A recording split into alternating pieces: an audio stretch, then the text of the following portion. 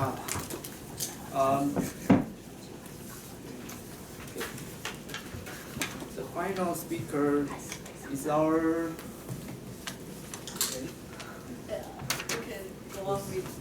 The final speaker is our smart and confident lady, Lucia. I asked Lucia a question. What is the worst thing that has ever happened? I think it was Oh, okay. When it comes to travel, not only for business purpose, but also as a leisure activity.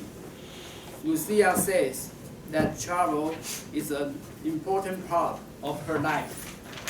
No matter if it is a long way or short-term travel, it always gives her a great pleasure.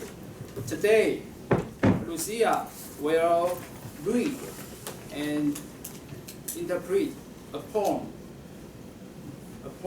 of Emily Dickinson's poetry, like poetry. It's not like prose. It's not like prose 散文. It contains more imagery, dream, and even more emotion. So.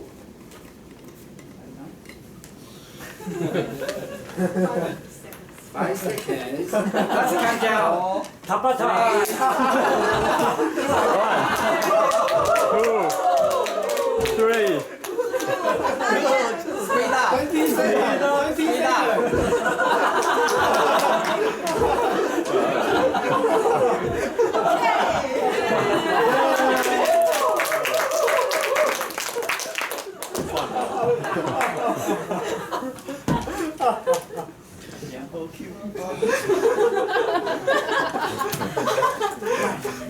Don't kill me.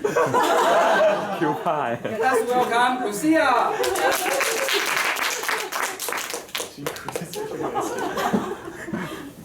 I see him sweat.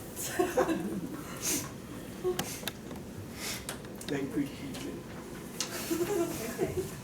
Emily Dickinson was a poet in 19th century. She was born in a rich family in Massachusetts, USA. She started to write poetry around her 20s. Before she died, she wrote more than 1,700 poetry.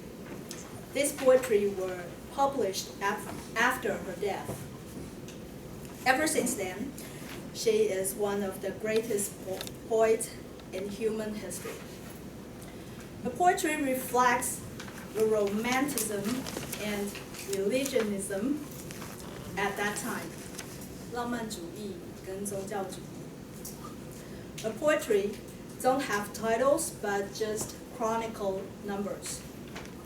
Today I would like to share a poem regarding hope.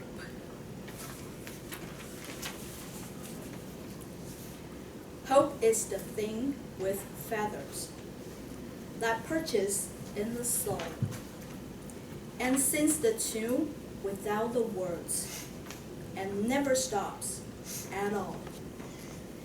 And sweetest in the gale is heard, and sore must be the storm that could abash the little bird that kept so many warm. I've heard it in the chilliest land and on the strangest sea.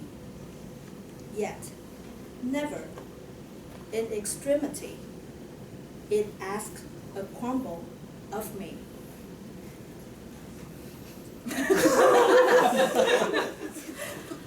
Well, that's her number 254 poetry. So now I would like to interpret the poem. Well, in this poem, she used a rhetoric way, which is metaphor, 隐喻. There are two kinds of way to say something alike. If you say A is like B, it's called analogy, 名喻. But she used metaphor. She didn't use the word alike or like or as. But you can see that she described hope as a bird, but she didn't use the word as or like. So how do you find that she described hope as like a bird? Because she used feather. And where does the bird live? It lives in your soul.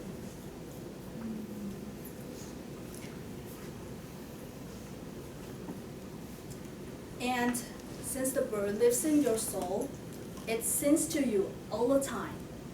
So that means even though you are in a gale, or you are in a storm, or in the most strangest or the strangest or the chilliest place in the world, the hope still lives in your soul. And with the strength, you can just face all the difficulty that you will encounter in your life. Yet, hope never asks something back from you, because she said,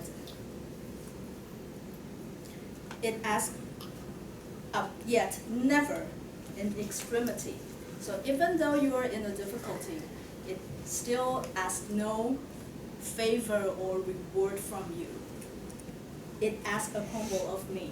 So not even a piece of you. So that means hope is, you can say it's free, because it lives in your soul. You don't have to buy it.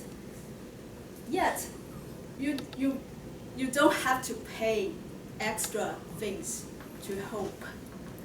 So that is that's the most magic and most treasurable thing about hope. Oh, I'm sorry. My time limit is 6 to 8 minutes. Yeah. Okay. Well, I did it live. Yeah. So that's my sharing of the poem of Emily Dickinson, Toastmaster of the evening.